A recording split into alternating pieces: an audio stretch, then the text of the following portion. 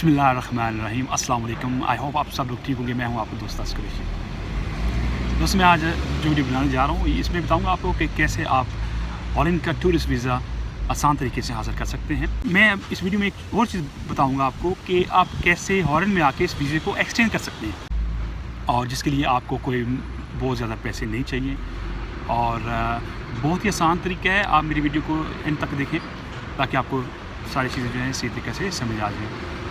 दोस्तों, हॉलैंड बहुत ही छोटी सी कंट्री है और यूरोप के दरमियान में बिल्कुल, जिसके एक साइड पे जर्मनी है, एक साइड पे बेल्जियम है और एक साइड पे समंदर है और समंदर के उस यूनाइटेड किंगडम है।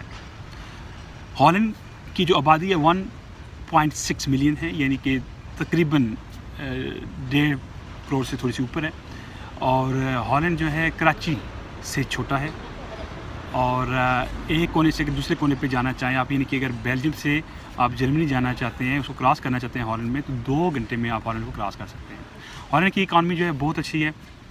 यहाँ पे दूसरे यूरोपियन कंट्री की तरह यहाँ पे भी जो वो इनकी मलका और किंग हैं, और यहाँ पे है तो डेमोक्रेसी, है तो जमहूरियत, लेकिन इनका एक अपना सिस्टम है जो पुराना सदियों से चला आ रहा है। और हॉलैंड की जो हिस्ट्री है 500 ईयर्स से ज़्यादा लंबी हिस्ट्री है। और हॉलैंड एक मल्टीकल्चरल कंट्री है जहाँ पे 100 से ज़्यादा नेशनलिटी आपको मिलेंगी। और सबसे बड़ी हॉलैंड की बात अच्छी ये है कि यहाँ पे जब आप आते हैं या रहते हैं, यहाँ के लोग बहुत ही फ्रेंडली हैं बनिस्बत दूसरे यूरोपियन कंट्रीज से। यहाँ पे आपको महसूस नहीं होता कि आप जो है वो पाकिस्तानी हैं या इंडियन हैं या आप फॉरेनर्स हैं। यहाँ के जो लोग हैं आपको महसूस नहीं होने देते, बहुत अच्छे लोग हैं। और थोड़ा बहुत ऑफकोर्स होता है इनकी भी पार्लियामेंट में, जैसा खैर विल्दर जो है, जिसने कुछ अर्सा पहले हुज़ूर सल्लल्लाहु के बारे में अल्लाह माफ़ी दे, कार्टून में तो बात भी नहीं करना चाहता, वो जो उसने कार्टूनों का कोई चक्कर चलाया था, तो वो है बंदा, लेकिन उसको लोग फॉलो नहीं करते, उसको बहुत बुरा समझा जाता है यहाँ पर। तो अब मैं आता हूँ वीज़े की तरफ। इनके जो वीज़ा प्रोसेस है वो 15 से जो है वो 28 दिन तक है। और उसकी जो एम्बेसी है वो इस्लामाबाद में मौजूद है। सिक्योरिटी बिना पे वहाँ पे अभी आप डायरेक्ट जाके वीज़ा अप्लाई नहीं कर सकते जिस तरह के पहले किया जाता था। तो उसके लिए आपको क्या करना होगा, ऑनलाइन अपॉइंटमेंट लेनी होगी और फिर आपके जो पेपर सबमिट होंगे वो जैरी में सबमिट होंगे, आपकी जो भी नियरेस्ट जैरी है। वीज़ा अप्लाई करने के लिए आपको सबसे पहले एक बैंक स्टेटमेंट शो करनी है, अगर आपके पास स्पॉन्सर नहीं है तो। अगर आपके पास स्पॉन्सर है तो फिर आप बैंक स्टेटमेंट शो करें ना करें इस पर कोई फ़र्क नहीं पड़ता। लेकिन अगर आपके पास बैंक अपना स्पॉन्सर नहीं है तो आपको फिर बैंक स्टेटमेंट शो करनी पड़ेगी। आपने शो करना है कि आप जॉब करते हैं, आपने शो करना है कि आपकी जो सैलरी वगैरह आती है, या अगर आपका कोई बिज़नेस है तो आपने दिखाना है कि आपकी इतनी इनकम आ रही है। उसके बाद आपने हेल्थ इंश्योरेंस चाहिए आपको। इसकी हेल्थ इंश्योरेंस जो है वो 30,000 जो है उसको कवर करना चाहिए। अच्छा, उसके बाद आपको चाहिए टिकट रिजर्वेशन, उसके बाद होटल रिजर्वेशन। जब ये सारी चीज़ें आपके पास हो जाएंगी तो आपने अपॉइंटमेंट लेनी है। बाकी चीज़ें ऑफकोर्स आपको फ़ोटोग्राफ्स चाहिए, फॉर्म वगैरह चाहिए, तो मैं उनका लिंक आपको दे दूँगा एम्बेसी का, और उसमें आप जाके जो बाकी छोटी मोटी रिक्वायरमेंट्स हैं वो देख सकते हैं, क्योंकि जो मेन ज़रूरी रिक्वायरमेंट्स हैं ये हैं जो मैं आपको बता रहा हूँ। अच्छा, जब आपने वीज़ा जमा कराना है उससे पहले आपने प्रिपरेशन करनी है। प्रिपरेशन ऐसे करनी है कि आप एक रियल हैं, आप जेन्युइन हैं, आप विज़िट के लिए जा रहे हैं और आपने वापस आना है। तो अगर तो आप जॉब कर रहे हैं कहीं, तो फिर तो उसमें ये होता है कि आप अपना जो आपका बॉस है उससे आप एक एम्प्लॉयमेंट लेटर जिसे कहते हैं वो लिखवा के आप साथ अटैच कर सकते हैं, जिसमें शो होगा कि आप जॉब करते हैं, इस कंपनी में जॉब करते हैं, तो ऑफ कोर्स आपने वापस आना ही आना है।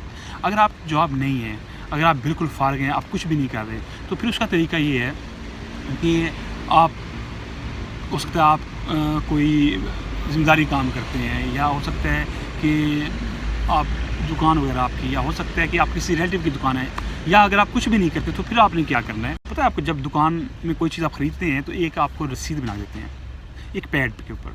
वो पैड कहीं से जो प्रिंट करने वाले होते हैं उनसे आपने एक प्रिंट करवा लेना है अपना एक, जो वो जिसमें रसीद काट के देते हैं, एक बुक इनफ होगी। फिर उसमें आप अपना ही नाम, जो आपका नाम है उस नाम से आप उसको प्रिंट कराना है।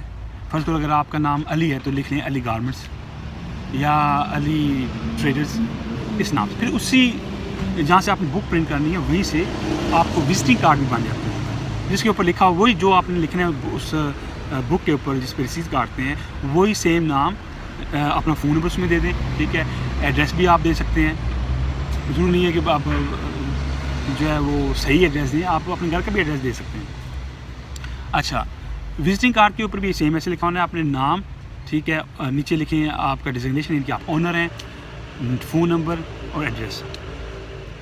ये आपने करना क्या है, कुछ रसीदें जो है ना आपने काट के लगा देनी है, यानी कि 15-20 रसीदें काट देनी है कि आपने अगर कपड़ों का काम है, गारमेंट्स का काम है या कोई और काम, जो भी काम आपने इसमें शो कर रहे हैं, आप लिख दें कि ओके जी इतनी चीज़ें बेची हैं, इतनी चीज़ें बेची हैं, इतनी पता है। फिर वो ऊपर रसीद आपने फाड़ के फेंक दें कि वो तो गाहक को देते हैं, नीचे उसकी जो कापी रह जाती है, जो कार्बन पेपर रखा होता है, वो आपने 15-20 साथ लगा देनी है, ताकि पता चले कि जी बंदे की दुकान है और ये बंदा इस तरह इनकी इनकम है। ये इसलिए कह रहा हूँ कि फिर आप जब शो करेंगे कि आपका बिज़नेस है तो उसमें बहुत आसानी से आपको वीज़ा मिल जाएगा। क्यों, उनको फिर नज़र आता है यार कि बंदे का बिज़नेस है, जब जाएगा हॉलैंड तो ये को विज़िट के बाद वापस आ जाएगा।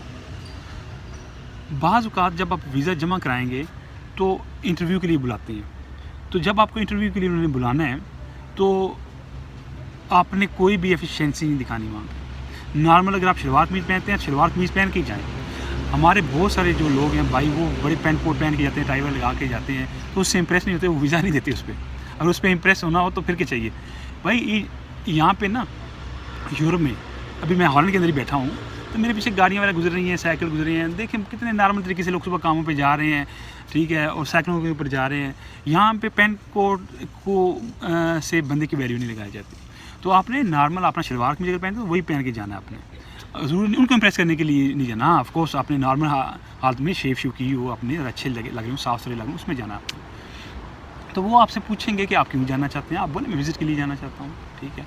विज़िट के लिए क्यों जाना चाहते हैं, उसमें आप बहुत सारी चीज़ें उनको बता सकते हैं। हॉलैंड में लाइक बहुत सारी चीज़ें हैं, उनका हवाला दे सकते हैं जी। हॉलैंड हिस्ट्री के हिसाब से जो है आप दिखा सकते हैं। हॉलैंड की जो यहाँ पे नहरें हैं बहुत सारी, कई 100 के हिसाब से हाल ही एम्स्टर्डम में नहरें हैं, पानी की इनको मास्टर कहा जाता है, तो उसमें भी आप उनको कह सकते हैं कि मैंने सुना वहाँ पानी का बड़ा अच्छा सिस्टम है, वहाँ पे बहुत सारे किनाल्स हैं, वो देखना चाहता हूँ, या एम्स्टर्डम देखना चाहता हूँ। या यहाँ पे इन्होंने एक बनाया हुआ है समंदर में, इन्होंने बाकायदा समंदर में दीवार टाइप की चीज़ बनाई है, ऐसे करके वो पानी को रोका उन्होंने, अब उसका भी वाला बहुत सारी चीज़ें हैं। एक और चीज़ें जो मैं इस वीडियो में नहीं नेम करना चाहता, वो उसका भी हवाला दे सकते हैं। अब कुछ लोग समझ गए होंगे मैं किसकी बात कर रहा हूँ। यहाँ पे पूरी दुनिया से लोग आते हैं यैशी करने के लिए यहाँ पे, और यहाँ पे ड्रग्स जो है, जो चर्च वगैरह इस तरह की चीज़ें जो लीगल हैं, और लाइक आप उनको हवाला दे सकते हैं, ज़रूरी नहीं है कि अभी ये काम करें आगे। खैर, तो जस्ट उनको इंटरेस्ट शो करना कि क्यों मैं जा रहा हूँ हॉलैंड। और आपने ये नहीं कहना कि मैंने जी दूसरी कंट्रीज़ में भी जाना है, क्योंकि उसकी वजह बताता हूँ। अगर आपने कहा कि मैं हॉलैंड के अलावा मैं फ्रांस जाऊँगा, बेल्जियम जाऊँगा, स्विट्ज़रलैंड, फिर उसकी भी आपको होटल बुकिंग देनी पड़ेगी, उसका भी प्लानिंग आपको देनी पड़ेगी, तो मुश्किल हो जाएगा। तो आप सिर्फ हॉलैंड पे रखें। पहली बात ये है कि आपने 10-12 दिन के लिए वीज़ा अप्लाई करना है, क्योंकि अगर 10-12 दिन के लिए अप्लाई करेंगे तो आपको आपका फ़ंड भी कम शो करना पड़ेगा, वही इनकी 38 यूरो पर डे के हिसाब से शो करना पड़ता है। अगर आपके अकाउंट में 70-80 हज़ार लाख रुपये तो इनफ है वो आपकी पूरी टूर के लिए। अच्छा, फिर जब अगर आपका वीज़ा हो जाए तो इतने मुश्किल सवाल नहीं पूछते, ये आपके काम के मतलब पूछ सकते हैं आप, या वो कहेंगे मैं कैसे बिलीव करूँ आप वापस आओगे, तो आप कह सकते हैं कि मेरा बिज़नेस है यहाँ पे, ऑफ कोर्स मैं बिज़नेस छोड़ के वहाँ पे लिख रहा है कि तो इतने पैसे नहीं कमा सकता, वो सेटिस्फाई हो जाएंगे, उनको पता है यूरोप के हालात कैसे हैं। इंशाल्लाह अगर आपको वीज़ा मिल जाएगा, जब आपको वीज़ा मिल जाएगा तो जब आप यहाँ पर आएँगे हॉलैंड, तो आपने वहीं से यहाँ के फॉरेन अफेयर्स से अपॉइंटमेंट लेनी है वीज़ा एक्सटेंशन की, या आप यहाँ पे आके भी फ़ोन पे अपॉइंटमेंट बना सकते हैं। मैं पहले क्यों कह रहा हूँ, अगर पहले करेंगे तो फिर हो सकता है आपको अपॉइंटमेंट टाइम पे मिल जाए, अगर यहाँ पे करेंगे हो सकता है अपॉइंटमेंट आपके वीज़े के बाद मिलता है, उसका फ़ायदा नहीं है। अगर आप वहीं से आप अपॉइंटमेंट ले लें और यहाँ पर जब आएँगे तो आपने क्या करना है, आपने वीज़ा एक्सटेंड करवाना है। अच्छा, वीज़ा एक्सचेंज जो इनका मैक्सिमम 3 मंथ्स का होता है, इससे ज़्यादा नहीं होता। इंग्लैंड में 6 महीने का होता है और मैक्सिमम यहाँ पे 3 महीने का होता है। अच्छा, जब वहाँ पे आप वीज़ा लेके आएंगे 2 हफ्ते का, तो वीज़ा मिल जाएगा आराम से। यहाँ पे अगर वहीं पे पाकिस्तान में अगर आप कहेंगे नहीं जी मुझे 3 महीने का वीज़ा चाहिए, फिर आपको 3 महीने के फंड्स शो करने पड़ेंगे, फिर आपको बहुत सारी चीज़ें शो करनी पड़ेंगी, जो बहुत मुश्किल हो जाएगा, और 3 महीने को आप एक्सप्लेन करना मुश्किल हो जाता है आपके लिए। अच्छा, तो करना क्या आपने, जब पाकिस्तान से आपने आना है, आपने हेल्थ इंश्योरेंस करवानी है। हेल्थ इंश्योरेंस वो होगी जो आपकी 15 दिन के लिए हुई है, तो आपने यहाँ से जब अपॉइंटमेंट मिल जाएगी आपको, तो फिर आपने एक और हेल्थ इंश्योरेंस करवानी है। सेम वही हेल्थ इंश्योरेंस होनी चाहिए, लेकिन वो जब आपका वीज़ा ख़त्म हो रहा होगा 15 दिन के बाद, उसके बाद से आपने करानी है 3 महीने की। अच्छा, वो आप साथ ले आना। साथ लेना। यहाँ पे जब आप जाओगे तो आप ने वीज़ा एक्सटेंशन के लिए ऑफ कोर्स आपने उनको कहना है। तो जब वीज़ा एक्सटेंशन के लिए वो पूछेंगे आपसे कि जी आपने वहाँ से आ रहे हैं तो वीज़ा आपने क्यों नहीं अप्लाई किया वहीं से वहाँ, यहाँ पे क्यों एक्सटेंशन लिए, तो आपने कहना है कि भाई मैं यहाँ पे आया था कुछ दिनों के लिए, तो आपका आइलैंड इतना खूबसूरत है, मुझे पसंद है, तो मैं इसलिए कुछ दिन और यहाँ पे स्टे करना चाहता हूँ। दूसरा मेरा गवर्नमेंट्स का या इस तरह का बिज़नेस है, तो मैं उस लिहाज से भी चीज़ें देखना चाहता हूँ। तो इंश्योरेंस आपकी हुई होगी तो फिर आराम से वो आपको वीज़ा एक्सटेंड कर देंगे 3 महीने का।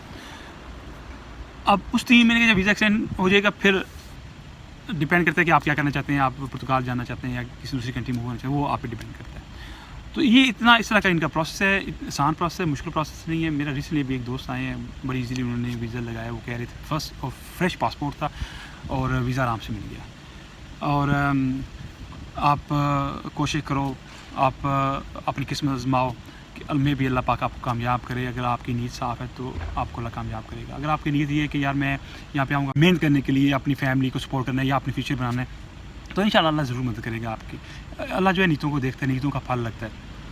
और मेरी किसी किस्म की आपको हेल्प चाहिए होगी, मैं हॉलैंड में हूँ तो मैं आपकी हेल्प कर सकता हूँ। लाइक रिहाइश वगैरह अगर आप चाहिए, ऐसा चीज़ में आप या कोई और गाइडेंस चाहिए तो मैं आपकी हेल्प कर सकता हूँ।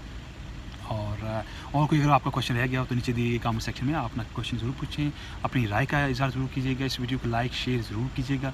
और जो नए दोस्त हैं जिन्होंने मेरा चैनल सब्सक्राइब नहीं किया हुआ, उनसे गुजारिश है कि मेरे चैनल सब्सक्राइब कर लें ताकि आपको मेरी हर आने वाली वीडियो बखूबी पहुँच सके। आज तक के लिए इतनी था, इजाज़त को। अल्लाह हाफ़िज़।